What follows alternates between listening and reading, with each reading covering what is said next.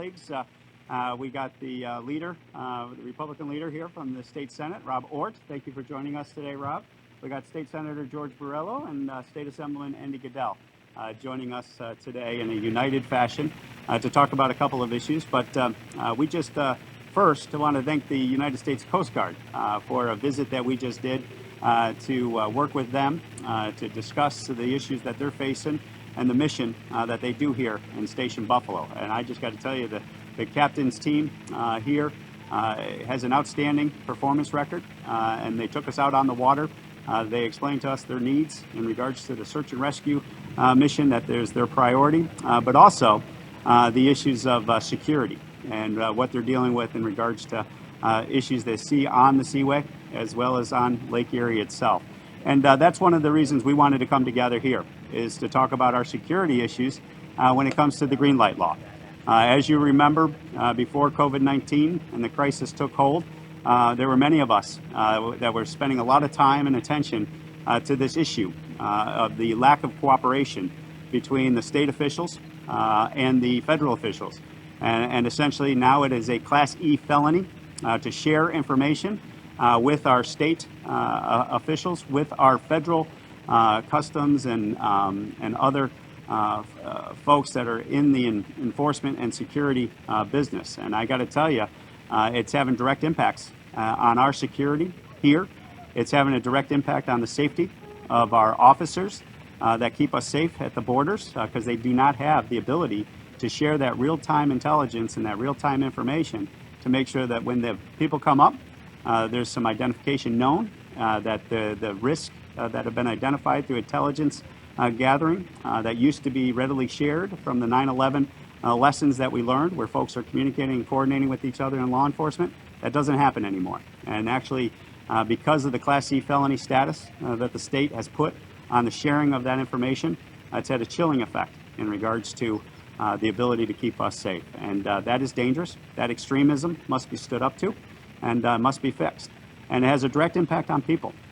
When we talk about the Trusted Traveler program and the inability to process these claims and these applications, it puts a real burden on folks that are going back and forth to Canada on a regular basis because the national officials can't do their job of securing the border by not having the information available to them that was used to be readily exchanged and given to each other. So we call on the state to step up in regards to, let's work together, let's recognize we're on the same team, and that the state and federal officials should be sharing this information, sharing it in a readily accessible manner, and to make sure that our people are safe. And so we're here today to talk about that issue. And without further ado, love to have Rob Ortt, our state Senate leader on the Republican side of the state, come up and say a few words. Thank you, Thank you, Senator. Appreciate it. Please. Thank you very much. Good to be with everybody. I actually forgot I had my sunglasses on there. But, I was sitting here. I want to thank the Congressman and his team for putting this together. I certainly want to echo support and thanks for the U.S. Coast Guard. I think that's always important for elected officials. I was not able to be on the boat this morning, but I know my colleague George Borrello and Andy Goodell were, and I'm sure the Congressman agrees. It's always good as elected officials to actually be out and try to see what the men and women who wear a uniform do every day to protect us. And it's easy to sometimes forget, we know about the Coast Guard, but, to be out there and when we're making laws that impact their job and not only impact their safety, but the safety of the folks that they are sworn to protect. I think that, it's good to have elected leaders like the Congressman who are willing to go out there and try to get their side and see how it's actually impacting in real time. Because when these laws are passed, like the Green Light Law, we know that the Coast Guard and federal authorities were not consulted at all.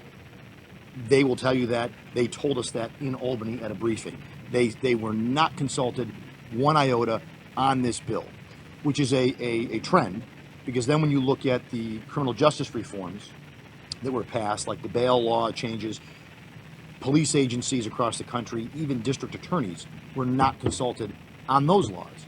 So the problem is you have legislation that's being crafted they've already decided, the majorities in this case, the Senate Democrats, the Assembly Democrats, they've already decided what the law is going to be, and they're not interested in talking to the folks who are charged with enforcing it or are impacted with the inability to enforce and do their jobs the same way.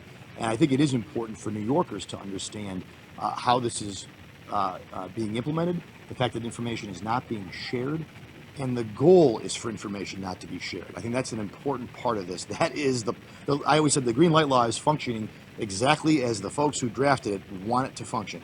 They don't want the information to be shared because, unfortunately, we live in a moment here in New York State where the majorities are more concerned with people who are breaking laws, whether they're here illegally, whether they've committed a crime, whether it's assault, looting, riot, whatever it is. They are more concerned with the rights and protections of those folks who put the public safety at risk than they are with the laws of the land and with the people who are charged with protecting the public. And there's got to be certainly more of a balance than there's been. And this law, to me, was sort of the first harbinger of what we've seen since then, with just a disregard for those who protect us and more of a focus on those who have broken our laws. And again, that's the point, is to protect that group of folks.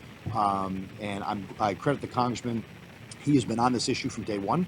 And we need to make sure we're keep talking about it, because of the fact that regardless of the fact that it's law, as he just pointed out, the Coast Guard and the men and women who are out there every day, and we heard from Immigration and Customs Enforcement, and we heard from a host of federal agencies who are telling us this law is absolutely handicapping our ability to protect New York, let alone Americans nationwide. And that is a problem. That is exactly what the Senate Republicans and the Assembly Republicans no doubt said would happen, and that is what is happening. So I appreciate everyone for coming out. I do think, and I'll put this to the Congressman, I think we should do all press conferences between May and September right here, because this is a great location, maybe a few degrees cooler. But with that, I will ask my colleague in the Senate from the Southern Tier, a new senator who's doing a fantastic job and someone who's been outspoken on this issue, Senator George Borrello, to come up. Thank you. Thank you, Andy. Good afternoon, everybody. First of all, thank you, Leader Ort, for being here for the introduction. Thank you, Congressman Reed, for your diligence on this topic. You know, I come from a unique perspective. I live here on Lake Erie on the water. I own businesses on the water. And, you know, when I was talking to Captain Littlejohn, she was telling me about some of the issues that they have. And one of the issues is definitely the fact that they are hamstrung in their law enforcement abilities. The green light law it does not allow them to access information like the hull numbers and to determine who does that boat belong to, if it's a New York State hull number. This is politics over safety. This is pandering to an extreme radical group for political benefits. It's part of the agenda-driven politics we see in Albany. You know, and it's certainly part of Albany's war on our law enforcement officials at all levels, federal all the way down to local officials. So this cannot be tolerated. The people of New York State, the American people, have to say you have to set aside politics, set aside this divisive, agenda-driven agenda that ultimately is going to lead to us being less safe here in New York, whether it's on the streets of New York City, where we've seen spikes in crime, or it's out here where we're trying to protect this vast, unsecure border from human trafficking, drug trafficking, all the other things that go on when our law enforcement is hamstrung.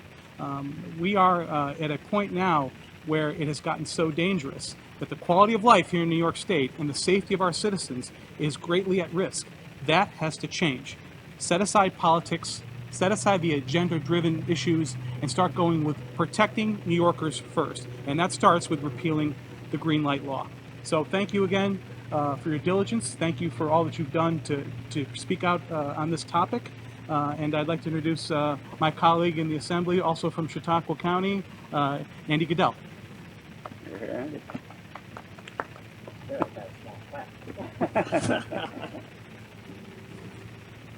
Thank all of you for being here at this lighthouse. Special thanks to the Coast Guard, who shared with us their challenges and their success as well. A lot of people don't realize that already this year, this Coast Guard unit has saved over 70 lives. I mean, that's an incredible accomplishment. And behind me, of course, is the historic lighthouse, which for decades served as a navigational aid and guided people to safety. And the lighthouse and its role in guiding people to safety is analogous to the right role of government. Government should be focused on people's safety. We need to have a safe society for us to prosper. But for the last couple years, the Democrat majority has lost sight of the need to provide guidance toward ensuring safety for law-abiding residents. So they make driver's licenses available to people who are here illegally. Because they're here illegally, they make the data about the issuance of their license confidential, because otherwise you would be able to identify who is here illegally. But they didn't stop there. They made everybody's identity confidential. And they made it a felony for law enforcement in New York State to share that information with their federal colleagues. So what's that mean to Buffalo? Normally, absent COVID, Buffalo benefits from an incredible amount of cross-border traffic. Canadians coming here to visit our malls, to enjoy our waterfront, to help support our local economy. But also others, not just Canadians, New Yorkers and others crossing that border. And when a New Yorker comes up to the border and the border officer says, "Who are you? Where are you from? And where are you going?" I got news for you. Under the old system, he already knew who the car was registered to. He wasn't asking because he wanted to know who was registered to the car. He wanted to know if you knew whether you were stealing the car, or whether you were lying about your identity, or whether you were fleeing from law enforcement. And that tool is now gone. And with that tool being gone, the residents in Buffalo and throughout New York State are living in a more dangerous world. And imagine this: arresting a fellow law enforcement officer for a felony because you shared critical identification information with that officer to help him solve a murder, or drug trafficking, or human trafficking, or other serious crime. This assault on law enforcement has taken unprecedented proportions in New York State. And you see the results. Violent crimes here in Buffalo are increasing by double-digit percentages. Double-digit percentages. Does that make people feel safer to live here? We are putting the rights of criminals above the rights of law enforcement and the rights of people here in Buffalo to live in a safe, secure community. Just as this lighthouse provided guidance and focused on help people maintain safety and get to a safe harbor, it is time that New York State redirect its focus to focusing on what we can do to make our communities safer and to protect those that we have taken an oath to serve and protect. Thank you for being here, and I am hopeful that our Assembly colleagues change their focus from helping those who are here illegally and those who are breaking the law to focus on those who are here lawfully, who need and deserve a safe community. Thank you. Very good. So I think we'll take questions. If you wouldn't mind, media, letting us know who you want to speak with, so they Yep. can come up and remove their masks and when you speak in front of the microphone, that'd be great. I remember how this worked with the bridge. Mm-hmm. but once the bridge is closed to public and commercial traffic. So, but now, but that was back in the spring when people went there. Are you saying for the Coast Guard that, okay, people do cross in boats, and they, what happens then? They stop them, and is that idea? What it is, it used to be a seamless exchange of information. So if you had a registered boat from New York State, because you got to register your boat in New York and things like that, that information was shared as part of the law enforcement component of what the Coast Guard and other partners in law enforcement working with them do. And so when they would come up, for example, they would know who is that boat. When do you say come up? Somebody So like if someone's say, yep, just someone right here. Coast Guard goes up, say, see some suspicious activity, they roll up on there, or they see somebody in distress, and they would already know from the information, because it's being shared in real time, who that individual had, the boat is registered to, who's the owner of that boat. So if you came up onto that boat, for example, and you started asking questions, and then all of a sudden the stories don't match, that reaffirms the suspicious activity that's going on associated with that activity. Because why would you lie about if you're the owner or non-owner of the boat? And so it was a tool that they had in the arsenal in order to do that law enforcement activity. They can't access it, and actually, if they're doing that, they are subject to criminal prosecution as law enforcement officers of a felony prosecution for being engaged in that activity. The Border Patrol is shut out of access to that. So I get back to Holly. Mhm. You're saying the Coast Guard also. All part of the. They see a boat registration and they can't. They can't. That information cannot be shared between New York State and the federal officials. That's how ludicrous and extreme this law is. This has gone to a level that is putting not only people at risk. That's the priority, but also think about what that does to law enforcement. It puts law enforcement at risk because they don't know who they're coming up on. They don't know who they're coming up to engage with. And I'll tell you, COVID-19 has put a stop in regards to the going back and forth and things like that. So obviously we've had a lull as a result of that. But COVID-19 is not going to be with us forever, and this is going to come back on board. Now is the time for Albany to get its act straight, be more reasonable in its policies, in my humble opinion, and recognize that law enforcement at the federal level is not an enemy, it is an ally, and it goes both ways.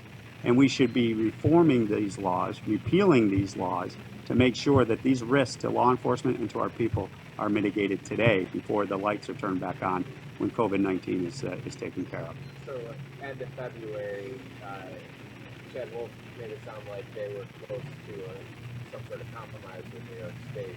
Any idea what happened? Yeah, so obviously there were communications and talks going on, and that was good. And we were working behind the scenes to try to collaborate and to encourage that type of dialogue. Obviously with COVID-19, that has obviously been put on a back burner, but that's why we're here today, is to say these issues are still there, need to be addressed, and hopefully, given the positive nature of where those conversations were, we can build off of that going forward. Where does that compromise look like from the work magazine? Is it no Social Security numbers? Is it just the Central Cavalry Program? Is it a combination of the both of those? My position would be, New York, just do what's right. Repeal this. Repeal this. This is just dangerous, and the consequences of it are so high that you need to just do the right thing and repeal it. Now, as to what compromise they can work out, I'll let them negotiate that between each other. That's for them to decide.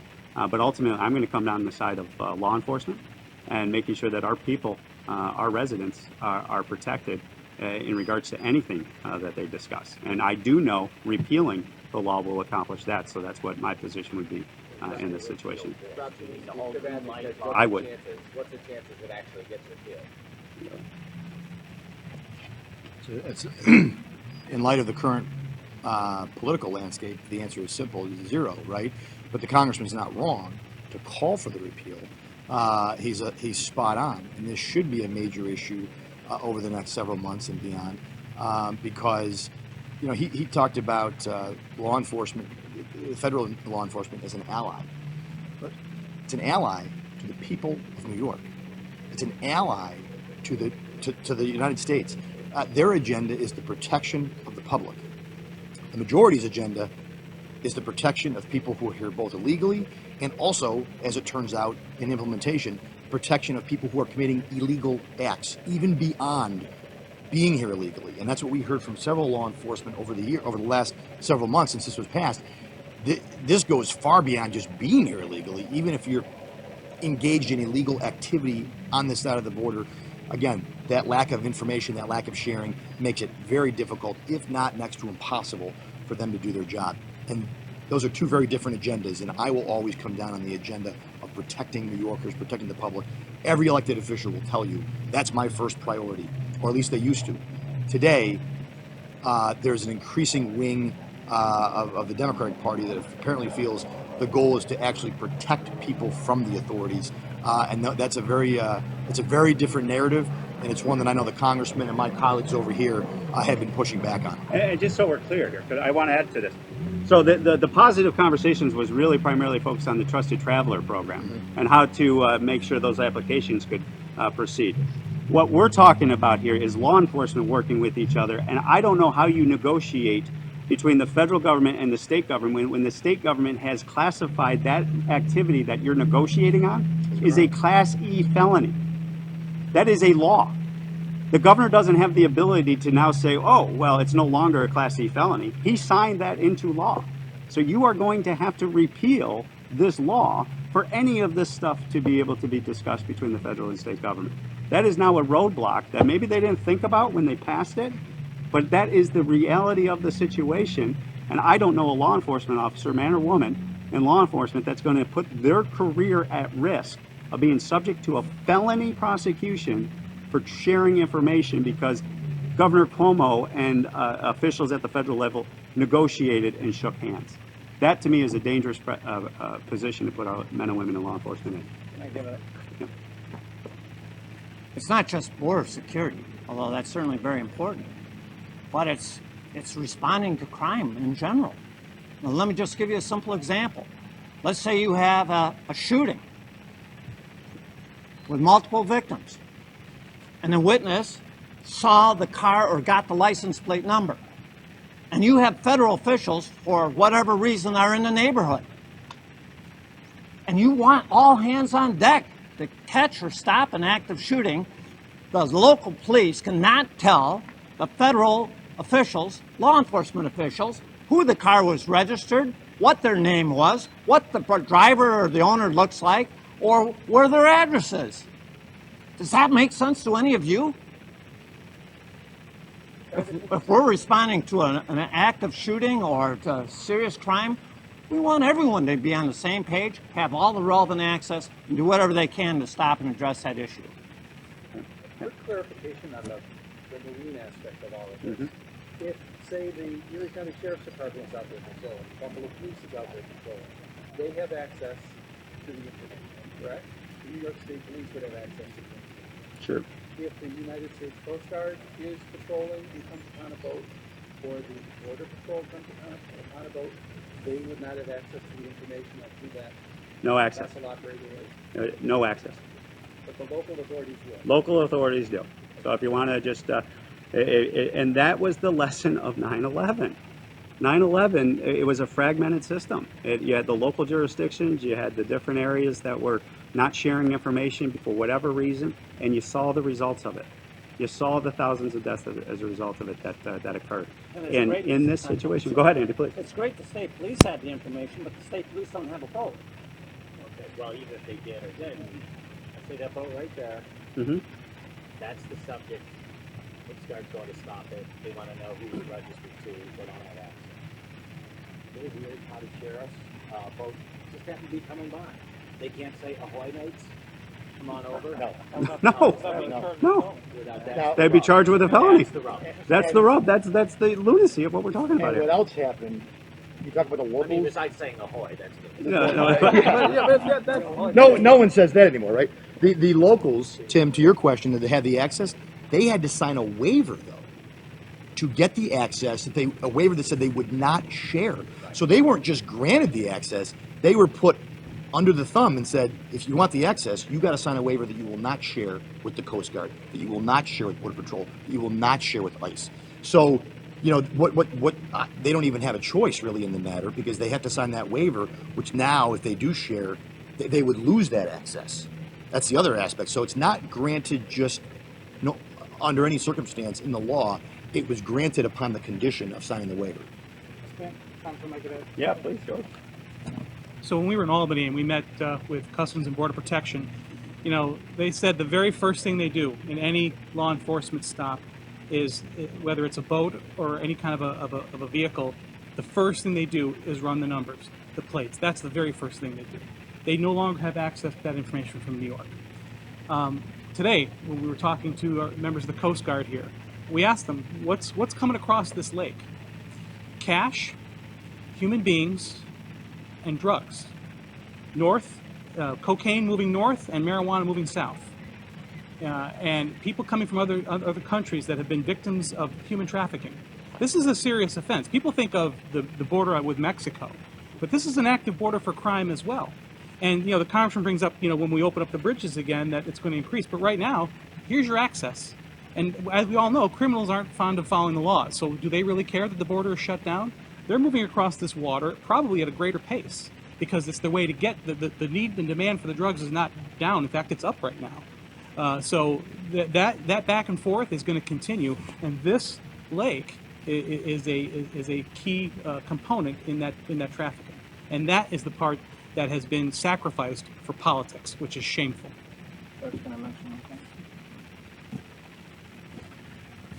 One of the neat programs that the Coast Guard has is a program in cooperation with the Canadian government where they'll have a Royal Mounted Canadian on board a U.S. Coast Guard boat and a Coast Guard employee officer on a Canadian boat. And in that manner, it doesn't matter exactly where the international border is, nor who they're stopping, because the Canadian officer will share the Canadian database as necessary to help out on the U.S. boat, and the U.S. officer can share U.S. information while on the Canadian boat, except for New York data. You guys talking schools reopening as well? We are. Yep. You want to get it started, or you want us to? Go right ahead. Well, since you're closest to the mic, Tom. Okay. The president said, talked about potentially withholding federal money to states for schools if they don't fully reopen. Kind of contrary to CDC guidelines that said that schools may not be ready to reopen in the fall. Do you agree with what the president said? So I do agree with the schools being reopened this fall. I believe it's very critical for a multitude of reasons, not only for the school environment for the children to have that type of learning, which I am a firm believer in, that environment is not just about textbooks, it's beyond that, it's the social skills, it's the problem-solving skills, everything that comes with that live environment. But then you also get into the indirect issues. Daycare. If you don't have school come this fall, the kids that were typically going to school from K through 12, pre-K through 12, who's going to be watching them? What are we going to do in regards to the daycare needs there? So, and I can go on and on and on in regards to the issues of not opening the school. And that's why we need to do it now. That's why we need to have the decision made. That's where we were yesterday with State Senator Tom O'Mara and our assemblyman down in the southern tier, demanding that we have a decision made one way or the other on this issue. We support reopening. And so what the president is doing is he's using the power of the purse, and we do that on a regular basis. We've done that historically with the DWI limit, the speed limit, the power. If you take the federal dollar, there's an influence that comes with it that we're going to exert. And so if a state so chooses to keep its schools closed, well, then the federal government maybe wants to allocate its resources elsewhere. And to me, that should not be necessary. What we should be working in tandem with our state officials is getting our schools open. And just as the governor, and I caught the governor's comment yesterday that opening the schools is not the president's choice. That's true. That is a local determination, but it's not a state determination. If you believe that the local government is the one better to make that decision, as the governor clearly seems to be indicating that it's his best it should be his decision to make. You should defer to them to the local school districts and the superintendents and the school boards. They're the ones that know their school districts. They're the ones that know the COVID-19 numbers. They're the ones who know their teachers. They're the ones who know what are the resources that are necessary in order to open safely. And so it's not the governor's call either. It's the local officials that should be doing that. And so I would encourage our school districts to open, and I support using the federal resource as an influencer to get that done. State resources, and there been quite a bit of talk about that.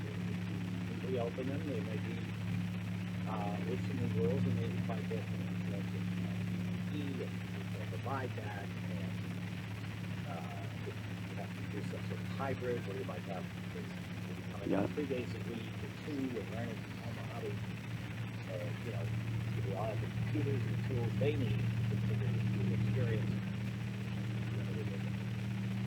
Are you prepared to fight for federal funding then, for the resources that might be required to open schools as you would like them to be? Already are, and already making that fight, and authored legislation called the SMART Act that is working with Senator Cassidy and Menendez out in New Jersey. Josh Gottheimer, Democrat from New Jersey, and myself have teamed up on that bill. That is the state and local aid package.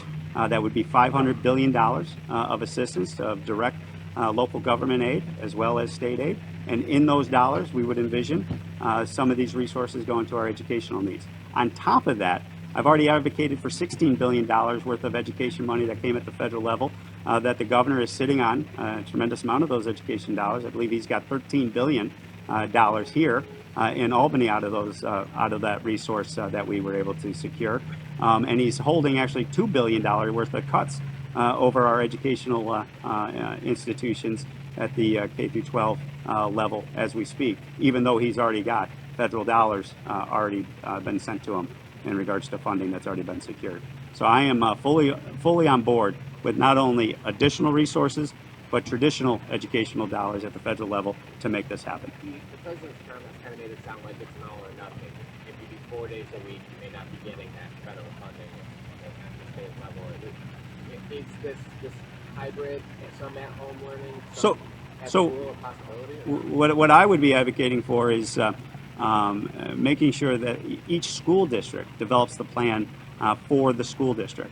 And what may work in a hybrid situation in New York City can be completely different than a school district here in Western New York. And so you need to have that flexibility that's determined by the school districts. But that's what they're doing, right? I mean, they're saying to the district, you come up with a plan, you submit it to the state, and then, I think we will let you know. Yeah, that's the problem.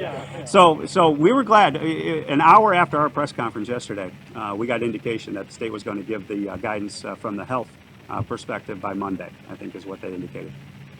But the governor said, but he's going to make the decision on August 7th. August 7th, we're 8 weeks away right now from schools reopening. Are you telling me that on August 7th, you're going to give a green light or a red light as to what's going to happen a week or 2 weeks after that for our students that are going back to school? That's not enough time. You have to give parents information. You got to have, if they're going to keep them closed, if that's your plan, if that's your decision, Governor, you have to give folks on the front line the time to prepare for that. Waiting till August 7th? Why? Make the decision. You can make the decision right now. We know the virus is going to be here. We know we're not going to have a vaccine by that point in time. Highly unlikely, if not impossible, by September 1st.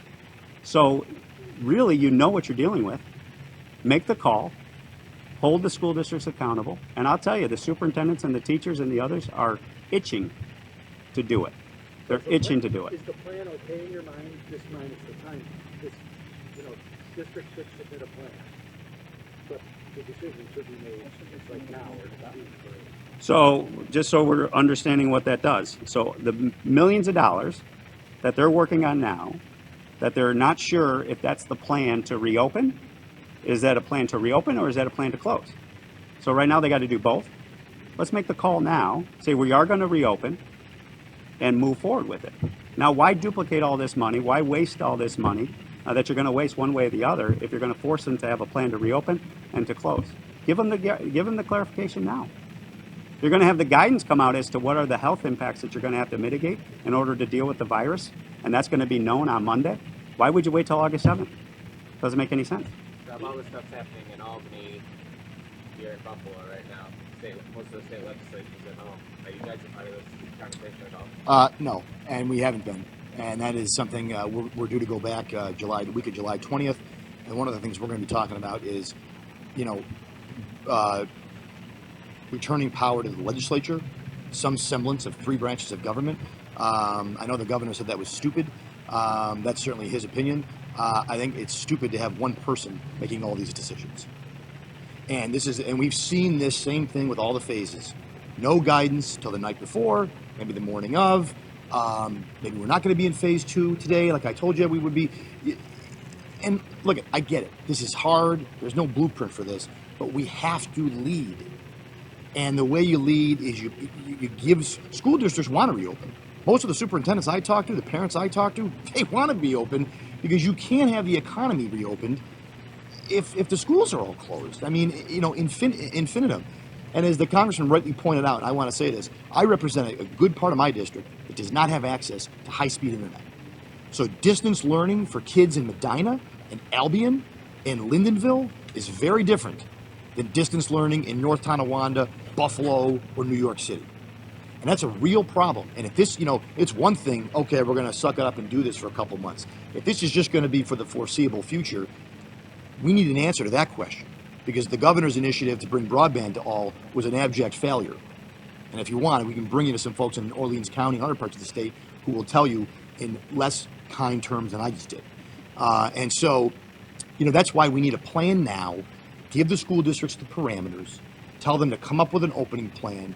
That way the teachers, the parents, everyone can understand what it is. I don't think we're saying just throw the doors open like it was in February, but we need to have a responsible plan to get our kids back in school and get them learning, get them socialized, allow parents to be at work if they have to. But at the end of the day, this is all being made by one person right now. We've seen this trend, and I think everybody can agree, Republican, Democrat, when we go back to Albany, we need to have the conversation, and we're going to push that the legislature reasserts its role in not only state government, because we're changing laws that have nothing to do with the pandemic, but also as it relates to managing this health crisis, because we were elected to make hard decisions, and there's hard decisions to make, and the majorities have abdicated that responsibility, and that's wrong.